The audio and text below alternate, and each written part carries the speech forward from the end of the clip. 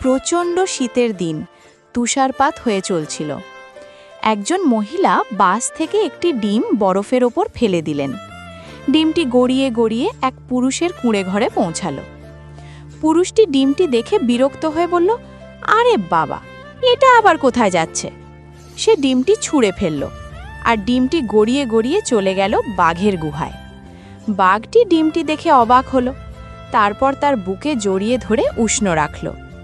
দিন রাত বাঘটি যত্ন নিল ডিমটির। শেষে শীত শেষ হলো, তুষার গলে গেল। বাঘটি ডিমটি গুহা থেকে বের করল, আর হঠাৎ ডিমটি ফেটে গেল, আর জন্ম নিল একটি ছোট্ট ডাইনোসর। ডাইনোসরটিকে নিজের সন্তান হিসেবে লালন পালন করতে লাগল। কিছুদিন পরে বাচ্চা ডাইনোসর বনভূমিতে ঘুরতে গিয়ে হঠাৎ একটি বড় শিকারীর কাছে ধরা পড়ল, আর তখন শিকারীটি বাচ্চা ডাইনোসরটিকে ধরে নিয়ে গেল। তখন বাঘটি দুঃখে কেঁদে উঠল।